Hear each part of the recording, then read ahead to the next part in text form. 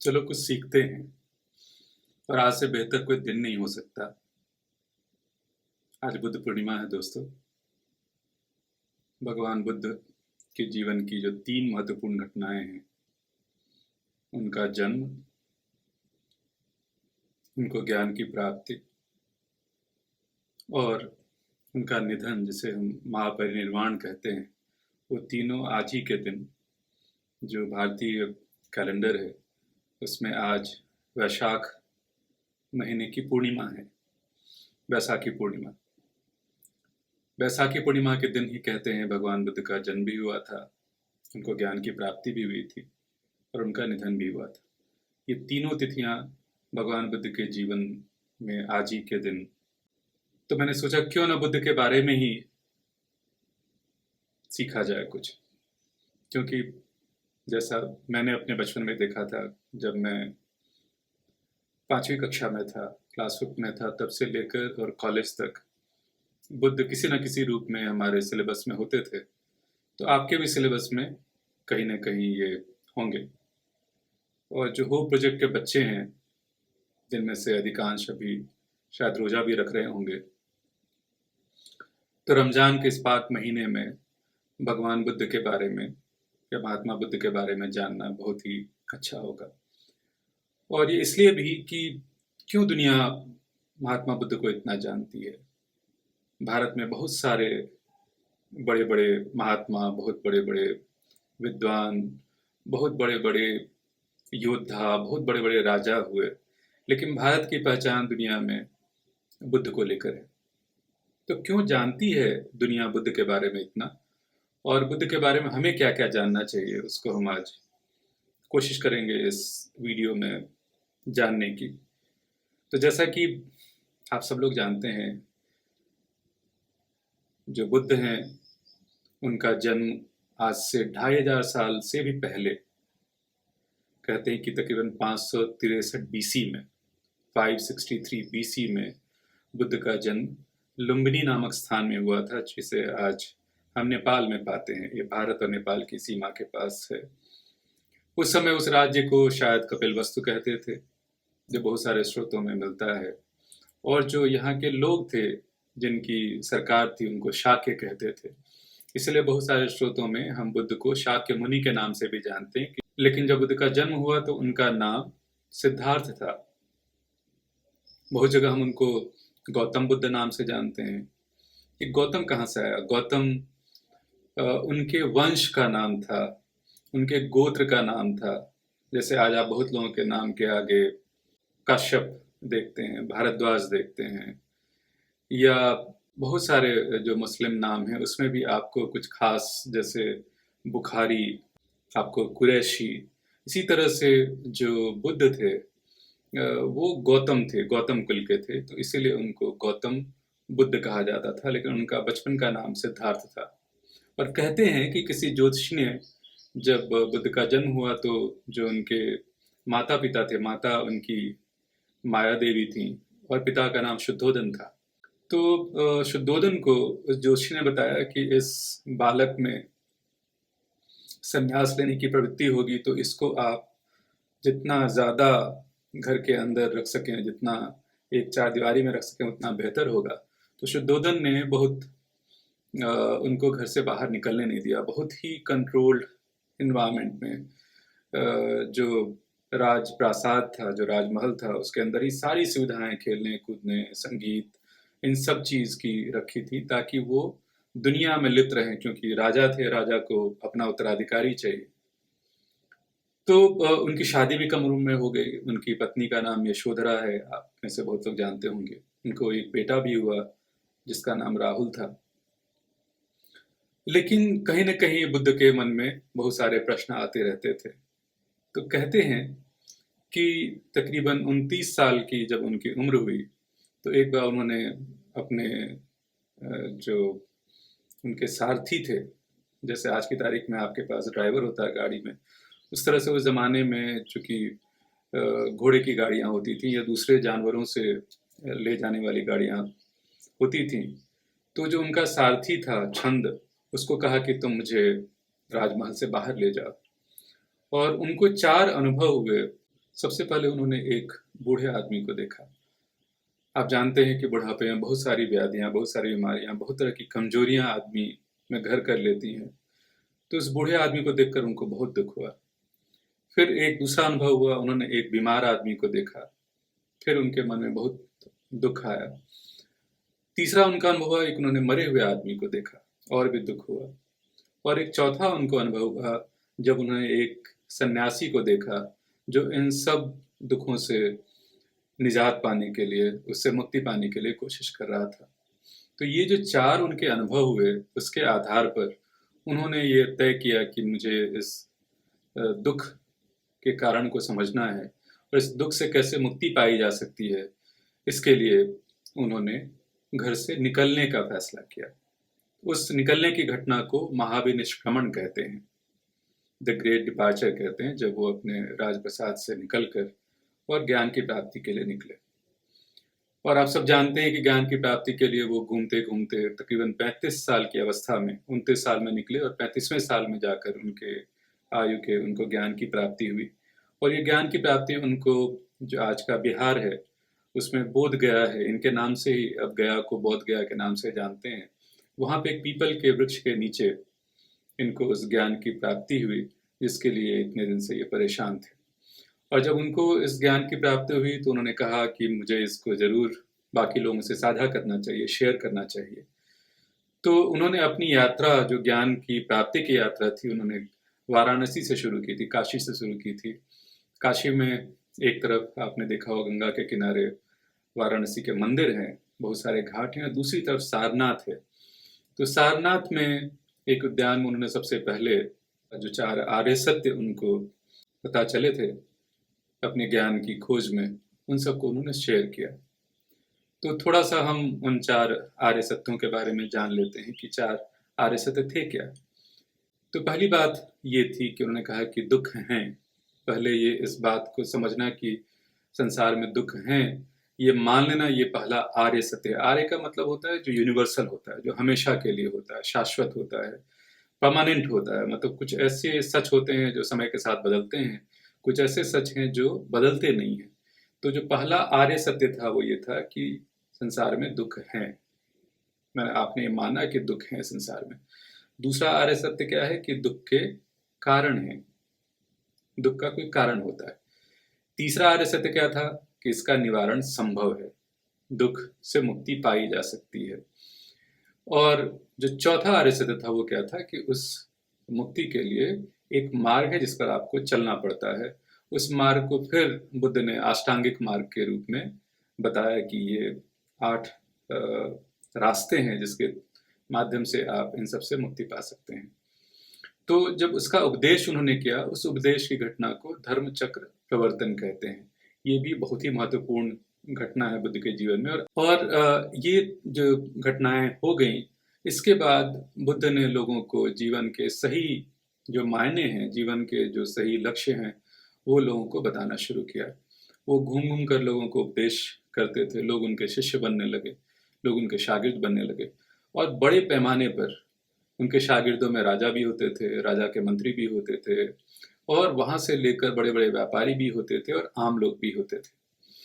तो इनकी जब संख्या बहुत बढ़ने लगी तो फिर बहुत संगठित रूप में, जैसे आज की तारीख में आश्रम होते हैं, जैसे आज की तारीख में बहुत सारे जो बड़े गुरु होते हैं उनके बहुत सारे शिष्य होते हैं और उनसे उपदेश लेते हैं, उसी तरह से भगवान बुद्ध उपदेश देते थे, घूम घूम कर लोगों को जीवन की सच्चाई के बारे में बताते थे। और साल में जब बारिश का महीना होता था, उस समय वो घूमना बंद कर देते थे, एक जगह रुक जाते थे। और यह परंपरा भारत में बहुत पुरानी है। इसको हम लोग चातुर्मास से कहते हैं, जिसमें 4 महीने, बारिश के 4 महीने आप एक जगह रुक जाते हैं। तो बुद्ध अपने अनुयायियों के साथ, अपने शिष्यों के साथ किसी एक जगह पर रुक जाते थे और फिर चर्चा करते थे धर्म पर कि हमने जो भी अब तक सीखा उसमें कोई, यदि किसी को डाउट हो, उसमें यदि किसी को शंका हो तो उसके बारे में वो जान सकते हैं। तो जो पहला चातुर्मासिक किया बुद्ध ने, वो वाराणसी में किया।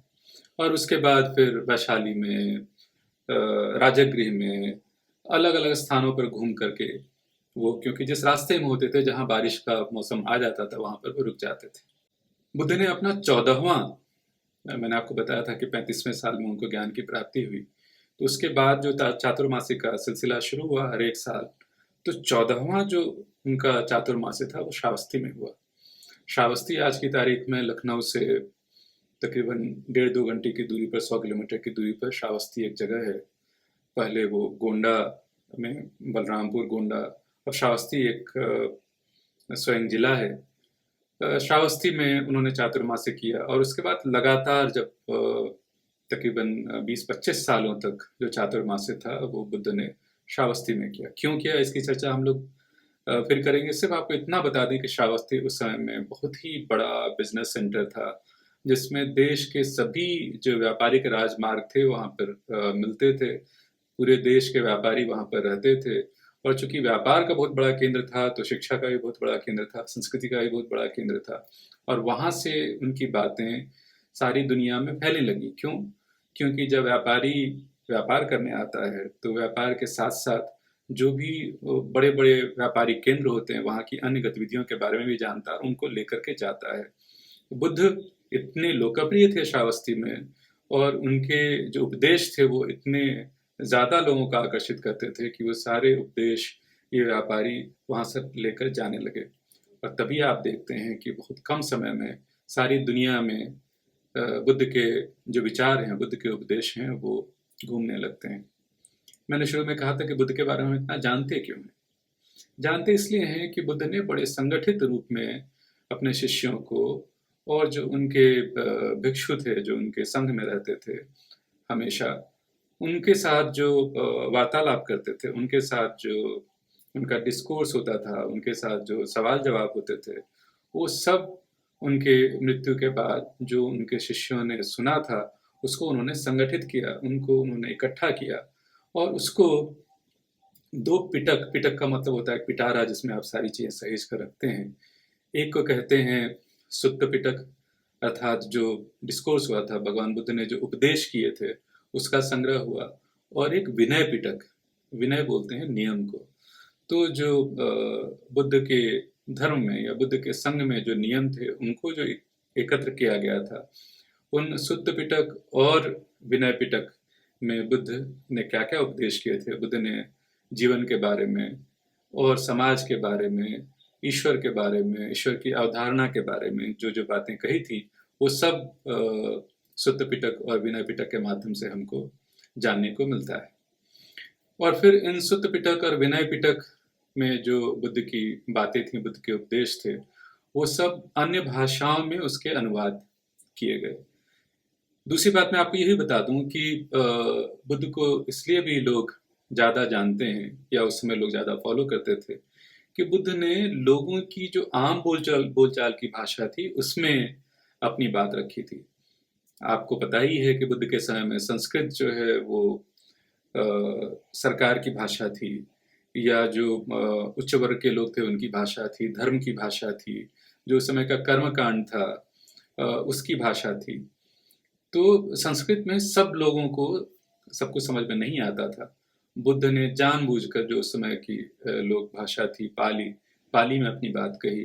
तो पाली में उनकी बात कहने से उनकी बातें आम लोगों तक पहुंच गई, और आम लोगों ने फिर अपने अपने हिसाब से जो और उनकी अन्य बोलियां थीं, जैसे आज हम हिंदी बोलते हैं, हिंदी के साथ हम उर्दू भी जानते हैं, हम हिंदी के साथ पंजाबी भी जानते हैं। तो यदि मैंने हिंदी में कुछ सुना तो मैं पंजाबी में उसको ट्रांसलेट करके दूसरों को बता सकता हूँ, या यदि मेरी मातृभाषा मैथिली है तो मैं हिंदी में सुनकर मैथिली में अपने घर वालों को या अपने परिवार के अन्य लोगों को बता सकता हूँ। तो बुद्ध ने अपने उपदेश चूंकि उस समय की आम भाषा में, आम लोगों की भाषा में उपदेश किए, तो उनकी बातें सारी जनता में समझी जाने लगी, और फिर जनता ने अपने अपने हिसाब से अन्य और भाषाओं में उसके अनुवाद किए। और आपको जानकर ताज्जुब होगा कि उस जमाने में, आज से 2500 साल पहले, बुद्ध के विचार जो है तकरीबन पूरे भारतवर्ष में धीरे धीरे फैलने लगे थे। और बाद में जैसा कि मैंने आपको बताया कि भगवान बुद्ध लुम्बिनी में उनका जन्म हुआ, बिहार के बोध गया में उनको ज्ञान की प्राप्ति हुई, काशी में उन्होंने पहला उपदेश किया, और उनका देहांत जो हुआ वो कुशीनगर एक जगह है उत्तर प्रदेश में आज की तारीख में, जो बिहार और उत्तर प्रदेश के बॉर्डर पे एक जिला है। कुशीनगर में उनका देहांत हुआ तकरीबन 80 वर्ष की आयु में। तो 563 ईसा पूर्व में इनका जन्म बताया जाता है, और 483 ईसा पूर्व में इनका महापरिनिर्वाण बताया जाता है। जो इनकी मृत्यु है उस घटना को बौद्ध जो सोर्सेज हैं, बौद्ध जो स्रोत हैं, उसमें उसको महापरिनिर्वाण कहा गया है। तो जब इनका देहांत हुआ कुशीनगर में, तो उनकी जो अंतिम क्रिया हुई, जब उनके शरीर को जलाया गया, तो इनको प्यार करने वाले इतने लोग थे और उनका इतना प्रभाव हो गया था उस समय की राजनीति में, उस समय के समाज में, कि वहाँ के आसपास के जितने राजा थे उन सब में लड़ाई हुई उनकी अस्थियों के बंटवारे को लेकर के। और फिर 8 राजा उन अस्थियों को बांटकर अपने अपने राज्यों में ले जाते हैं और उस पर एक मठ बनाते हैं, जैसे कि दरगाहों में कब्र होती है किसी सूफी संत की, और फिर हम वो दरगाह जो है हमारी पूजा, हमारी आस्था का केंद्र हो जाता है। उसी तरह से भगवान बुद्ध की जो अस्थियां थीं उस पर बहुत सारे इस तरह के स्मारक बने, जहाँ पर लोग जाते थे और अपनी श्रद्धा अर्पित करते थे। ये 8 जो स्थान थे, जब अशोक का समय आया मौर्य काल में, उसने उन अस्थियों को निकालकर, कहते हैं कि हजारों की संख्या में मठ बनाए, बहुत सारे स्मारक बनाए, और बुद्ध के विचारों को उसने बहुत अच्छे तरीके से, बहुत संगठित तरीके से फैलाया। आज मैं सिर्फ आपको ये बताना चाहता था कि बुद्ध का जीवन एक राज परिवार से शुरू हुआ था। उनके पिता राजा थे, उनको किसी चीज़ की कमी नहीं थी, लेकिन उन्होंने संसार के दुख को देखकर ये फैसला किया कि सिर्फ राजमहल में रहना जीवन का अंतिम लक्ष्य नहीं होना चाहिए। मुझे दुख को जानना है, दुख से कैसे मुक्ति पाई जा सकती है उसको जानना है, और फिर लोगों को बताना है कि दुख से कैसे मुक्त हुआ जाए। और तभी उन्होंने सारी दुनिया को सत्य का, अहिंसा का ऐसा उपदेश दिया जो यूनिवर्सल है, जो शाश्वत है, जो हमेशा के लिए सत्य है। तो बुद्ध के उपदेश बहुत काम आए उस समय के लोगों के भी, और हजारों साल बाद, 2500 साल बाद भी सारी दुनिया को काम आता है। तो बुद्ध के जीवन के बारे में थोड़ा बहुत हमने आज जाना। अब आपके लिए कुछ होमवर्क, क्योंकि बहुत ज़रूरी है, जब हम कुछ सीखते हैं तो कुछ होमवर्क भी करना चाहिए ताकि वो चीज़ें दोबारा से हमको हासिल हो जाएं। तो पहले आपका सवाल ये है कि जो बुद्ध पूर्णिमा है, वैशाख पूर्णिमा है आज की तारीख में, इसको वैशाख भी कहते हैं। बुद्ध पूर्णिमा के दिन बुद्ध के जीवन की कौन कौन सी घटनाएं हैं जो आज की तिथि से जुड़ी हुई हैं। मैंने आपको इससे पहले बताया था, आप दोबारा से इस वीडियो को सुन सकते हैं, और सुनने के बाद आपको अपनी कॉपी में वो 3 घटनाएं लिखनी हैं जो बुद्ध के जीवन से रिलेटेड हैं, संबंधित हैं, जो आज की तारीख में हुई थी। पहली बात। दूसरी बात, बुद्ध ने 4 आर्य सत्य बताए थे जब उनको ज्ञान की प्राप्ति भी की। ये 4 यूनिवर्सल ट्रुथ हैं। वो 4 आर्य सत्य क्या थे, वो आपको लिखना है। तीसरा, आपको बुद्ध के जीवन से संबंधित जो 4 महत्वपूर्ण स्थान हैं, उनका जन्म स्थान, उनके ज्ञान की प्राप्ति, उनका पहला उपदेश और उनकी मृत्यु, इन चारों स्थानों को इंडिया के मैप पर आपको सर्किल बनाकर उसको लिखना है, उस जगह का नाम, और उसको सर्किल करना है। और एक छोटा सा, तकरीबन 100 शब्दों में आप बुद्ध के बारे में क्या सोचते हैं, आप बुद्ध के योगदान को किस तरीके से देखते हैं, उसको आप 100 शब्दों में लिखिए। इन सवालों से डरना नहीं है। ये सवाल आपको अपने आप से पूछना है, अपने आप को और बेहतर बनाने के लिए। ये आपको पास या फेल करने के लिए नहीं, आपको हमेशा हमेशा एक छात्र बनाए रखने के लिए। आदमी को हमेशा सीखते रहना चाहिए। और बहुत जल्दी ही हम बौद्ध मत से जुड़ी ही कुछ और चीज़ें लेकर एक दूसरे वीडियो में आपके साथ आएंगे। तब तक अपना ख्याल रखिएगा। बहुत ज़रूरी हो तभी घर से बाहर निकलिएगा और खुश रहिएगा। शुक्रिया।